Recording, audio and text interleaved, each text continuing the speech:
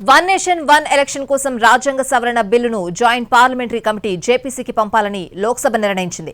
జమిలీ ఎన్నికల కోసం 2 బిల్లులను సభలో ప్రవేశపెట్టింది అధికార పక్షం. 129వ రాజ్యాంగ సవరణతో పాటు 3 చట్టాలకు సవరణ బిల్లును ప్రవేశపెట్టారు న్యాయశాఖ మంత్రి మేఘవాల్. అయితే ఈ 2 బిల్లులపై ముందుగా పార్టీల అభిప్రాయం కోరారు స్పీకర్ ఓం బిర్లా. తర్వాత పూర్తిస్థాయి చర్చ చేపడతామన్నారు.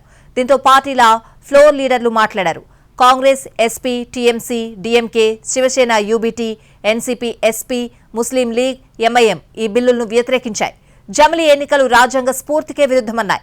రాష్ట్రాల హక్కుల్ని కేంద్రం కాలరాస్తోందని విమర్శించాయి. మరోవైపు టీడీపీ, వైసీపీ, జేడీయూ, అప్నాదళ్ బిల్లులను సమర్థించాయి.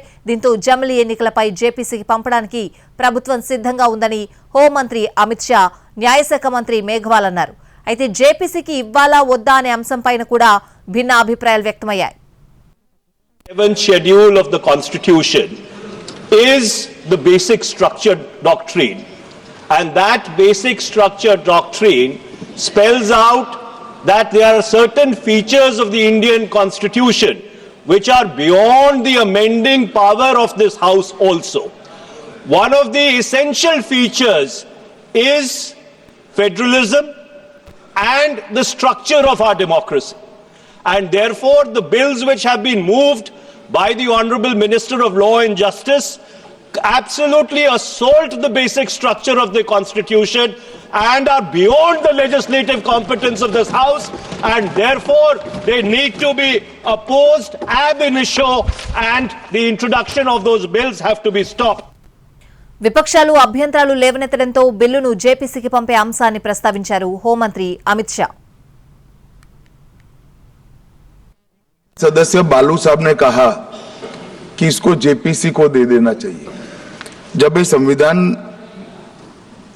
सुधार का विधेयक, संवैधानिक संशोधन जब कैबिनेट में चर्चा में आया, तब प्रधानमंत्री जी ने स्वयं मंशा व्यक्त करी थी कि इसको जेपीसी को देना चाहिए. इस पर विस्तृत चर्चा सभी स्तर पर होनी चाहिए.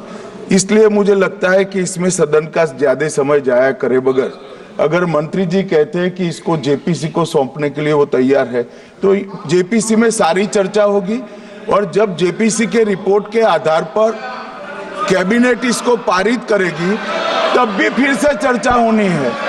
तो मैं मानता हूं कि माननीय मंत्री जी अगर जेपीसी में रखने की इच्छा व्यक्त करते हैं तो यहीं पर एक चीज समाप्त हो जाएगी.